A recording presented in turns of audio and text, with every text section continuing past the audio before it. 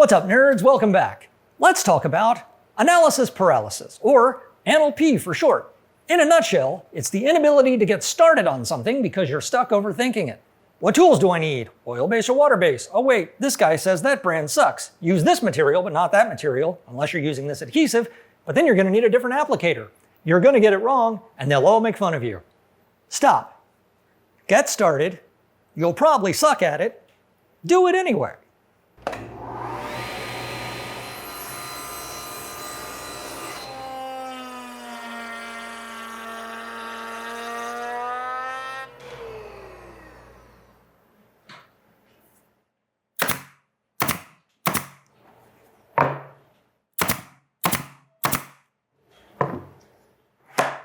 This is called a bench hook. It's for holding printing blocks in place while you carve them so you don't accidentally shiv yourself. In this video, we're going to try making traditional Linocut prints with minimal tools, budget, or knowledge. And when I say we, that includes me because I have never hand cut these before, and I want to show you how easy it is, and more importantly, that it's okay to jump into something new without having expert knowledge on it first. So the first thing I'm going to do, I'm just going to trace out something fairly simple on this piece of tracing paper here.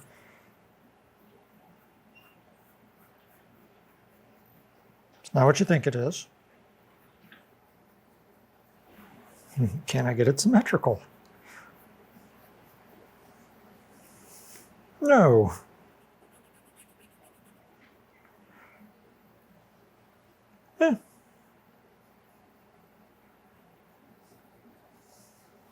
It's not going to win any awards, but it's a good place to start, or at least a place to start.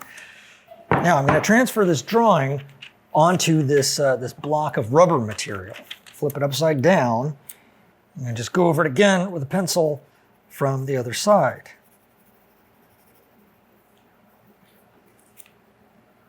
And you can see it transfers. By the way, you can probably get this to work fairly well with just a regular number 2 pencil. But for the initial drawing, I used a softer pencil. This is a 4B. You can get this at an art store. I'm using a harder pencil to do the transfer. This is an F.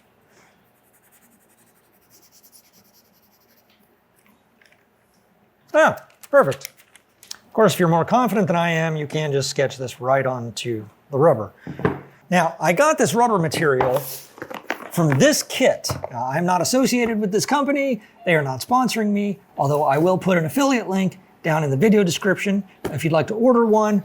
But I got this for less than 25 bucks, and it comes with just about everything you need to get started making linocuts.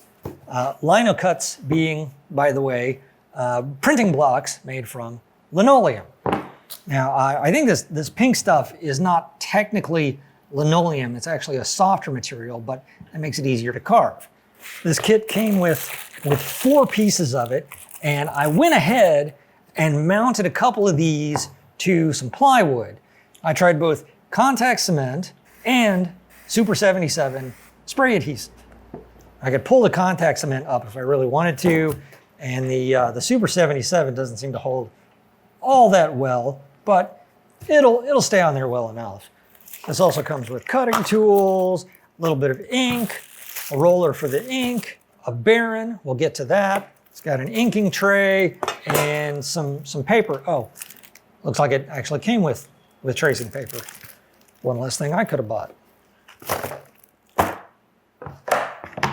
Now, one thing I'm going to do before I start carving, you'll notice that this material it's the same color throughout, so it can be a little difficult to tell where I've actually carved. So I'm going to take this Copic marker. It's actually, Copic is a brand name. It's an alcohol marker.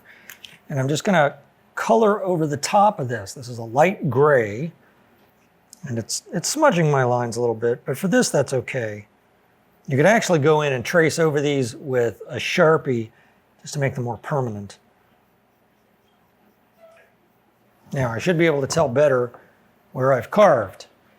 The carving tool that comes in this kit, it has changeable gouges of different sizes. This is a small V gouge. This is a large U gouge, named for the shapes of the blades. I'm going to start with a small V gouge and just go around my outlines.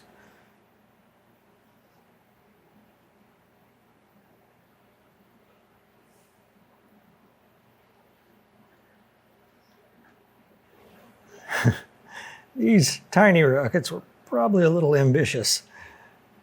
Okay, now I'm going to switch to something larger to clear out these wider areas. This particular tool isn't the highest quality you can get, but it is a perfectly fine place to start. And you can always upgrade later. And it doesn't take much effort to just push the tool forward and let it do the work.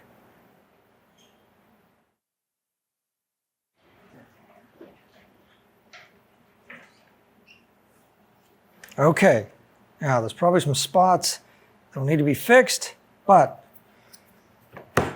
let's do a test print.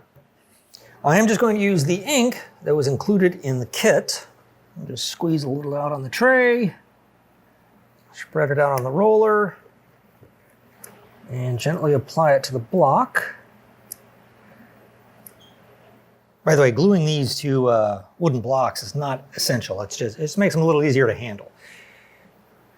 And I'm just going to use the paper they included too. You can use printer paper if you want. No need to get fancy. And this is where the Baron comes in. You just gently rub, gently but firmly, rub where the image is.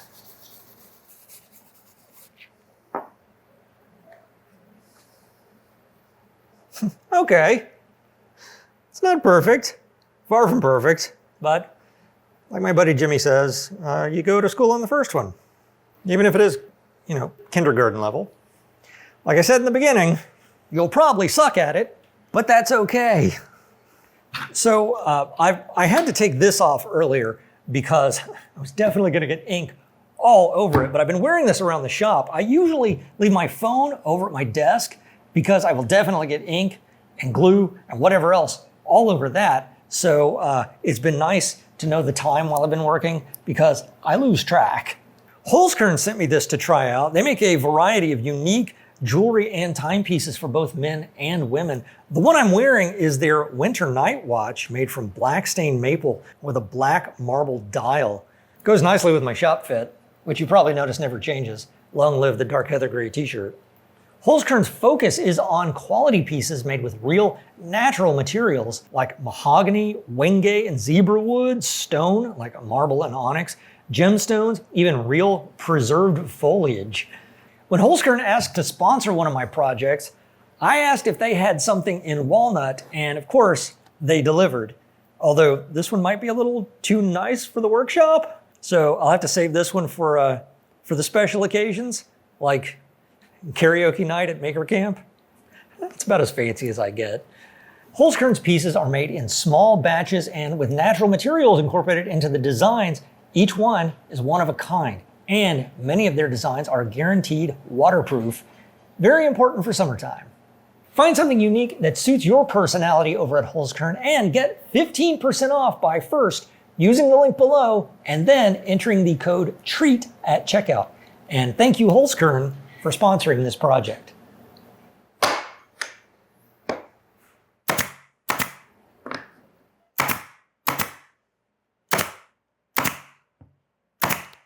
So I just threw together this quick alignment block. You can make something like this out of foam glue and hot foam.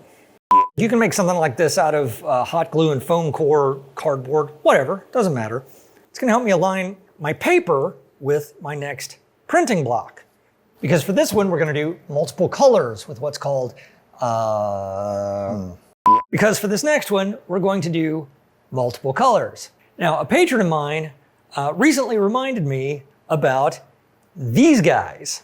And if they look familiar to you, you probably remember the deep disappointment you had as a child when they hatched and they looked nothing like this. They were called sea monkeys and they were advertised in the backs of comic books. You sent in a couple of bucks and they sent you some packets with some tiny eggs in them. And when they hatched, they just ended up being fish food. And that's if you got them to hatch. So I took one of those old ads, I cleaned it up a bit, pulled it into Illustrator, simplified it a bit, and made myself a layup. And I've printed it out in reverse because when we print the actual print, it's going to get reversed again. And we're going to try a similar but different method of transferring this to the block.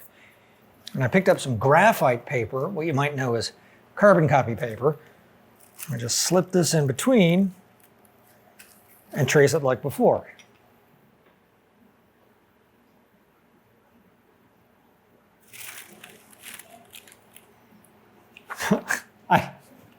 I had the paper upside down. Back to zero. Do that again. Yeah? Yeah, there we go. Okay.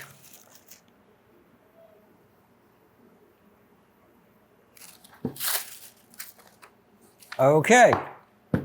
Now, the graphite tends to smudge pretty easily. So to lock it in, you can hit it with a Sharpie, or you can be lazy like me and give it a couple coats of this fixative spray, which is for exactly this sort of thing. And I just happen to have on a shelf. Now, it probably doesn't have to be this exact thing. If you've got some, spray lacquer, you can probably hit it with a light coat of that. Whatever, give it a try. We are all about experimenting here. Now, I'm gonna do what I did before and color this in so I can see where I've carved. You could probably do this with something like a highlighter. I know some people will take acrylic paint and water it down and stain the surface. Whatever works for you. Now, I actually wish this smallest blade was a little smaller. You know what, actually, I'm gonna take this, I'm gonna squeeze it together. It's mine, I paid for it, I can do what I want. Don't be afraid to modify your tools.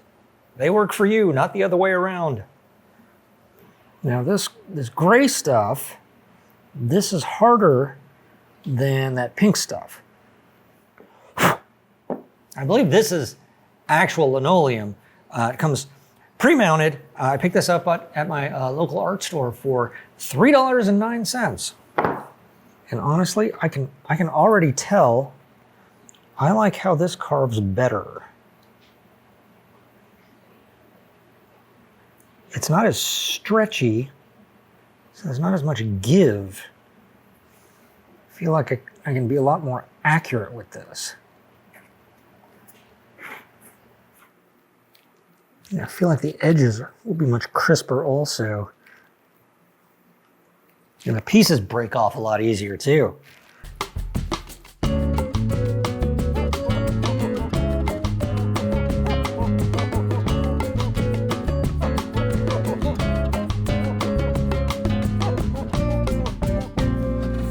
Yeah, so yeah, you know what, the pink stuff, it's easier to carve through, but for detail work, I definitely prefer this gray stuff. But why did I choose a design with so much type in it for one of my first hand-carved blocks?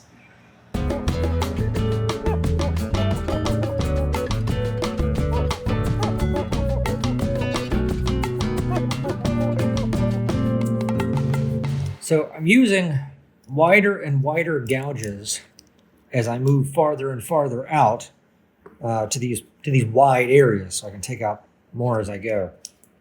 And I'll tell you, having my face right in this really smells like a freshly laid 1980s kitchen floor.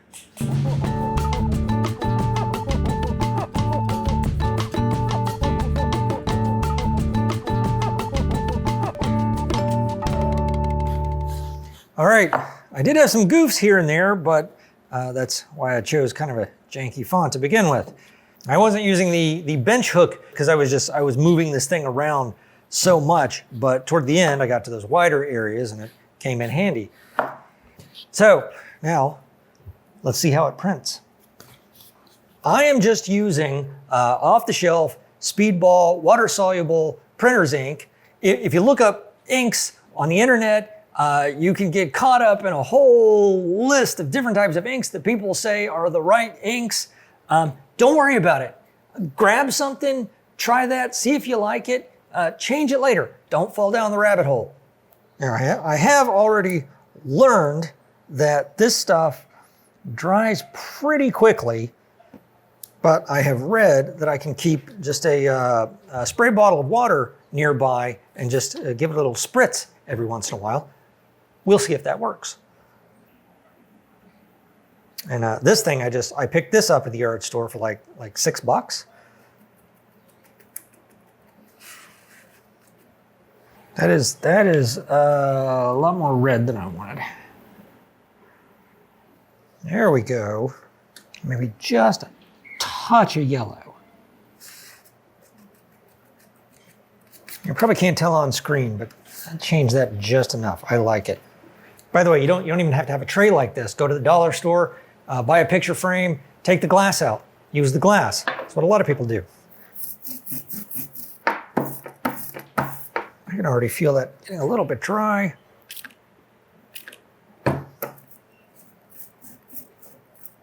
I'll go over the whole thing here. And you can see I've got some high spots here I probably need to take care of. And I do believe, yeah, this ink is a little too thick. This is okay. We're learning. Okay, let's give this a try. Got a test piece of paper here. And you know what? You don't even need the Baron either. Some people use a wooden spoon. I've also got just a piece of wooden dowel here. We can try that.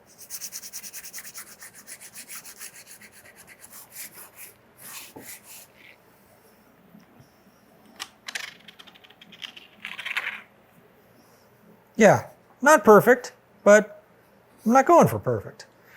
Personally, I kind of like the rough look of how these prints come out. Okay, I carved off the high spots. I went back, I lightened my, my ink a little bit, made it a little more silly putty color. There's another one you may or may not remember.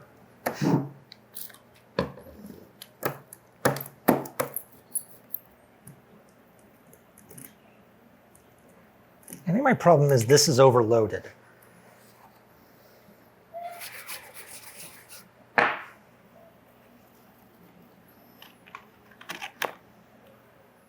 All right. Yeah, I like that color better. Okay, yeah. Still a little bit rough, but that's all right. You know, we don't have to be perfect the first time. We'll get there. Let's try to put this on thinner and try again.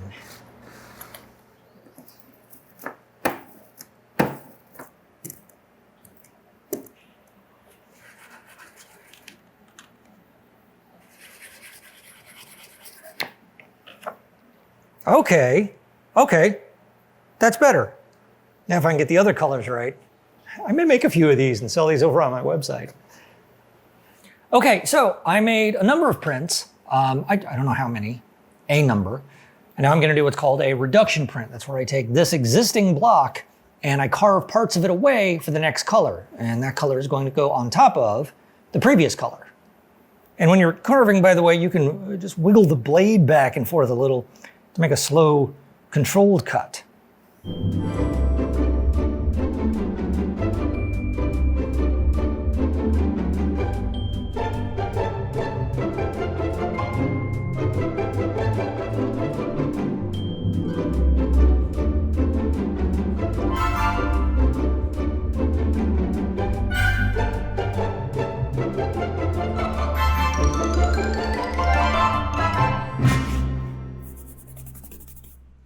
And for this, I'm gonna go straight red, and I think I'm gonna go back over the type and just gonna do the tips of the antennas. Is that what they are?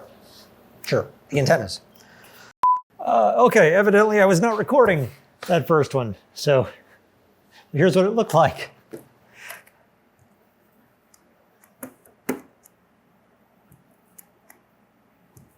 And the alignment block helps me to align it, of course, back in the same position.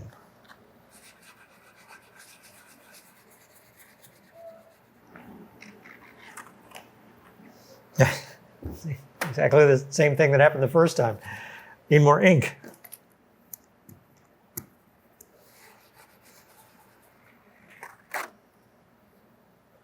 All right, that's better. That'll get us there. Okay, last step. I'm just removing the centers of these antennas so then I can do all the outlines in black. And rather than remove all of this type, I'm just going to cover it up with a piece of paper. Is that the right way? I don't know. Does it work? There do seem to be a lot of people on the internet who are obsessed with the one correct way to do things. And some of them seem to get very upset when you don't do it the right way. People who gatekeep skills are really, they're just afraid that you're going to get better than they are after they followed all the rules and earned it, whatever that means.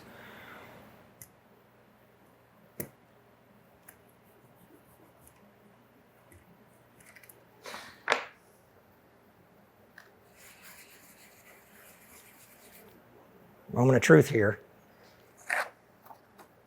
Yeah, okay. I mean, it's got some flaws in it, but I'm okay with it. In fact, I'm more than okay with it. I think the flaws are all part of the character of the print. I mean, if the color were perfectly filled in and there were no texture to it, may as well have come out of my laser printer. Now, I went ahead and completed the rest of the prints. I may refine this design a bit, maybe do a larger version in the future, but I'm gonna make this one available as my first true hand-carved Linocut print. I think I'm gonna get about 15 to 20 good ones out of it. I'm gonna number them and sign them, and they will be available over on my website. I fully encourage you to give this a go. It's not that expensive to get started, and it's only as complicated as you decide to make it. And when you are ready to dive a little deeper, Graham over at Diode Press has made a series of more in-depth tutorials you should check out, link below. Just be careful of going down the rabbit hole of knowledge and scaring yourself out of trying. Thank you again to Holzkern for sponsoring this project, and be sure to grab your discount by following the link below and then using the discount code provided. And remember, our ancestors came from the water, and being primates ourselves, that makes us all sea monkeys.